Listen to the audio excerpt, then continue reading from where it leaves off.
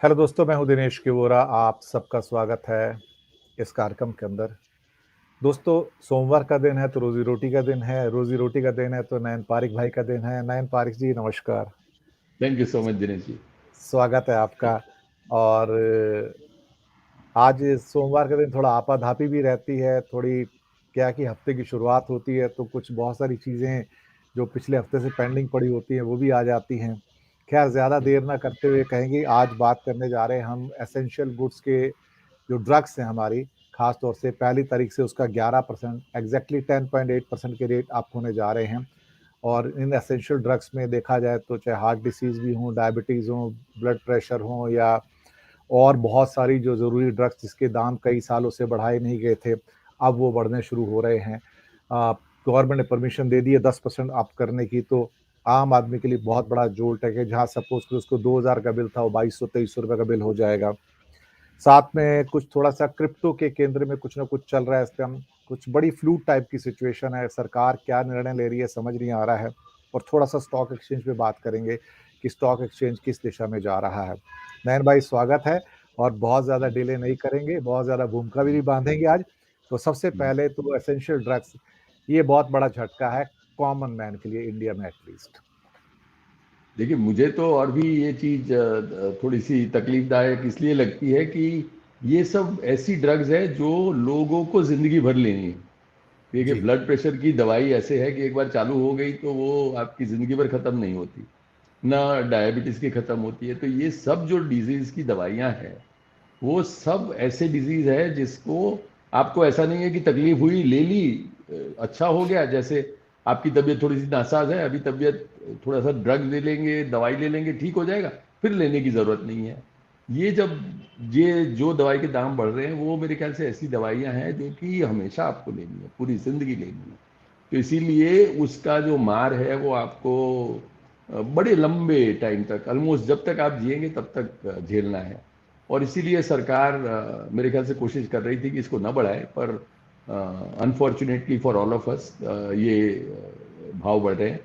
आपने जैसे कहा कुछ एक सालों से नहीं भाव बढ़ रहे हैं, और इसका ये मेन मैं डिसएडवांटेज गिन रहा हूँ कि रॉ मटेरियल जो हम बाहर से इंपोर्ट करते हैं, वहाँ से लोगों ने, चाइना से, बाकी की जगह से उन्होंने दाम बढ़ाने शुरू कर दिए।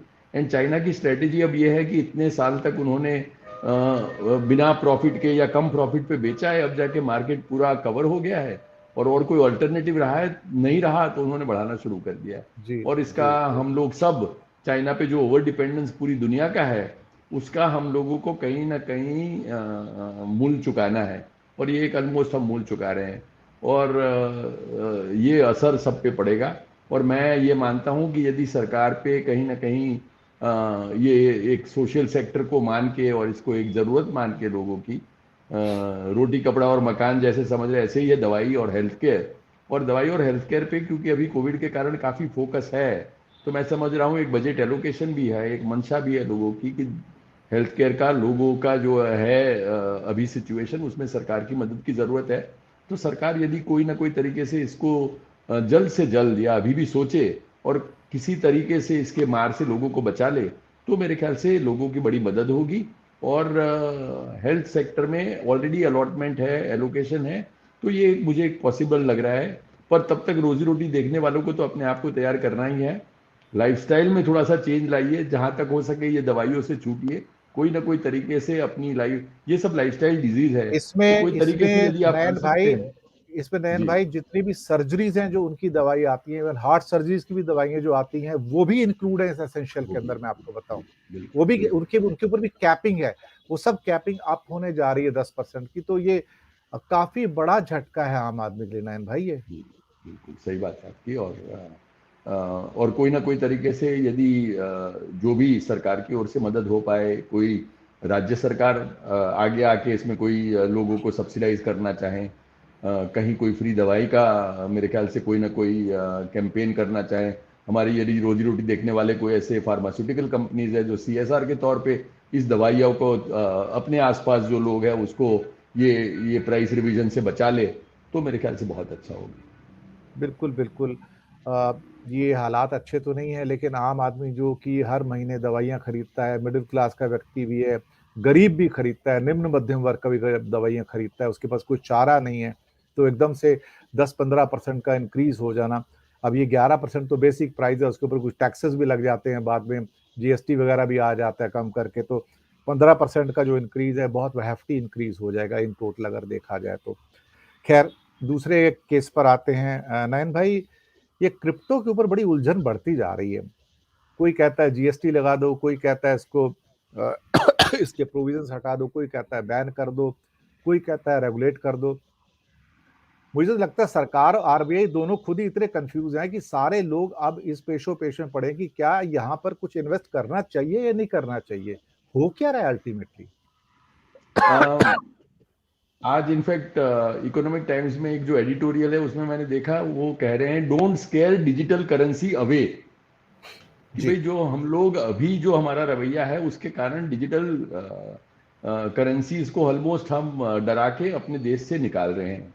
जी, और डिजिटल करेंसी में क्योंकि हम लोग 30% एक तो टैक्स लेते हैं, और ये होता है कि यदि मैंने बिटकॉइन में कुछ कमाया और मैंने और कोई क्रिप्टो करेंसी में नुकसान किया, तो वो नुकसान जो है वो उस नफे में मुझे बाद नहीं मिलेगा। इसीलिए मेरा सब नफे पे मुझे टैक्स भरना है और सब नुकसान मुझे अपने आप बेयर करना है। तो जी, दैट इज जी, वन थिंग कि जिसमें हर एसेट में ये अलाउड है, इसमें नहीं अलाउड है। और सरकार जी, का कहना है कि हम टैक्स के द्वारा इसको नियंत्रित करना चाहते हैं। अब क्रिप्टो में हमको ऑलरेडी पता है कि स्टॉक मार्केट की तरह ऑलमोस्ट उससे ज़्यादा इन्वेस्टर्स हैं, छोटे छोटे इन्वेस्टर्स हैं। वो लोग अब यदि टीडीएस का 1% का बात चल रही है, उसके कारण जो भी दुविधा होगी, ये मुझे क्रिप्टो करेंसी में सरकार को एक रवैया अपना स्पष्ट करने की इसलिए भी जरूरत है कि लीगल या इलीगल वो भी अभी नहीं बता रहे। वो कह रहे हैं कि टैक्स तो दे रहे हैं, लीगलिटी के बारे में फिर सोचेंगे, जब आरबीआई अपनी खुद की क्रिप्टो करेंसी इंडिया की लेके आएगी तब सोचेंगे। तो मैं समझ रहा हूँ कि जितनी जल्दी क्लैरिटी आ जाए वो अच्छा है। दूसरा, हम लोग यदि कोई ऐसे टैक्सेस इस पे डालेंगे जो कि इन्वेस्टर्स को गवारा नहीं है, तो ये एक ऐसी करेंसी है जिसमें आप कहीं भी ट्रेड कर सकते हैं। तो आप इंडिया में नहीं ट्रेड करेंगे, बाहर करेंगे। तो आप यदि कंप्यूटर लेके मैं और आप बैठते हैं, तो आप कहीं इंडिया में करें बाहर करें उसका फर्क नहीं पड़ता है, उसको कंट्रोल करने में बड़ी दिक्कत होती है। तो यदि इंडिया का जो धंधा है इसमें कहीं बाहर चला जाएगा, because people would any way do it, कर ही रहे हैं लोग। तो इसीलिए इसको कंट्रोल करने के तरीके मेरे ख्याल से थोड़े अलग होने चाहिए, उसको थोड़ा सा एक फेयर बनाना चाहिए।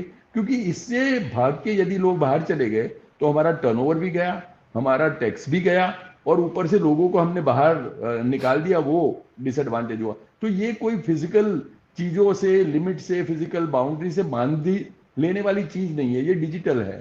तो इसीलिए ये कहीं भी हो जा सकती है। इसको ध्यान में रखते हुए हम लोगों को इंडिया को एक फेयर ग्राउंड बनाना चाहिए क्रिप्टो करेंसी का। यदि हम लोग as we say make in India, can we also say trade in India in crypto currency, protect them, but we want business here. उसको क्यों बाहर भगा रहे हैं? आप यदि डिफेंस के लोगों को यहाँ इनवाइट करते हैं, अट्रैक्ट करते हैं, प्रोडक्शन लिंक्ड इंसेंटिव देते हैं, तो क्रिप्टो का जो काम कर रहे हैं उनको हम लोग क्यों भगाने में लगे हुए हैं? उसको कोई ना कोई तरीके से रिस्क को कवर कर ले, पर उन लोगों को भगा के बाहर ना भेजे, तो मेरे ख्याल से अच्छा होगा। बिल्कुल, बिल्कुल। वैसे भी सरकारों को अपने पैरों पर कुल्हाड़ियाँ मारने की आदत है और जो अपॉर्च्युनिटी होती है उसको किल करने की भी उनको आदत है।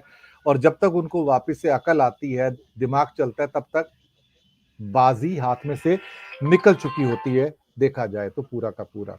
खैर, अ, सरकार हमारी ब्लंडर पहले भी करती आई है कई जगह पे, अभी भी करती रहती है, इसमें कोई शक वाली बात नहीं है। अगला एक मुद्दा है हमारे पास स्टॉक एक्सचेंज का। अब 31 मार्च भी आ रही है। नयन भाई, स्टॉक एक्सचेंज के अंदर कुछ नई-नई घटनाएँ घट रही हैं। ज़रा आप लोगों को बताइए कि ये हो क्या रहा है और इसमें लोगों को करना क्या चाहिए? कहीं न कहीं वोलेटाइलनेस है, रेस्टलेसनेस है, मार्केट वैसे ही यूक्रेन के दबाव में दबी पड़ी है, देखा जाए तो उठ नहीं पा रही है। साथ में जो कमोडिटी प्राइसेज़ वो भी अप हैं। तो लोगों में थोड़ा संशय है, थोड़ा डर है, एप्रीहेंशन्स है, तो ये क्या होने जा रहा है अल्टीमेटली? और जब नया 1 अप्रैल से नया फाइनेंशियल ईयर आएगा तो क्या चेंजेस एक्सपेक्ट कर सकते हैं और अभी क्या लॉसेस प्लसेस हो सकते हैं? ज़रा कुछ बताइए। आप तो स्टॉक एक्सचेंज के बहुत बड़े जानकार हैं नयन भाई, आप तो।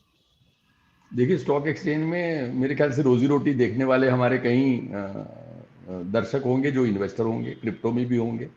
मैं खुद इन दोनों असेट क्लास में इन्वेस्ट करता हूं, मुझे पता है आप नहीं करते, पर आप इसमें बहुत जानकारी रखते हैं। पर मैं कह रहा हूं कि देखिए, स्टॉक मार्केट में नई बात ये हुई कि इस पूरे साल में 1 अप्रैल से 31 मार्च लेके हमारा जो स्टॉक मार्केट है वो 10% प्लस बढ़ा, डबल डिजिट में उसने रिटर्न दिए।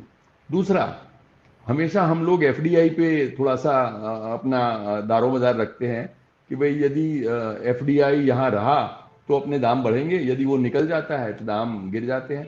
तो पूरे इस फाइनेंशियल ईयर में नेट नेट एफडीआई ने अपना माल बेचा है, लिया नहीं है। तो net net they have disinvested more than invested.